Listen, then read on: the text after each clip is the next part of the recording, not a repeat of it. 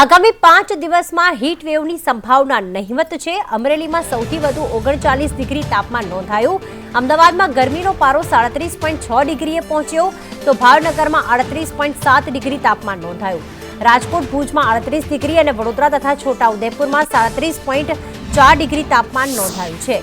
તો આગામી સમયમાં હીટ વેવની સંભાવના નહિવત છે, કારણ કે જે તાપમાન 40 ડિગ્રી સુધી પહોંચી ગયું એ તાપમાનમાં હવે 2 થી 3 ડિગ્રીનો ઘટાડો નોંધાયો છે। અમદાવાદમાં ગરમીનો પારો જે 40.2 ડિગ્રી હતો 2 દિવસથી લગભગ 36 કે 37 ડિગ્રી નોંધાઈ રહ્યું છે। રાતના સમયમાં ઠંડો પવન હોય છે, એટલે કે જે હીટ વેવની સંભાવના હવે નહિવત છે।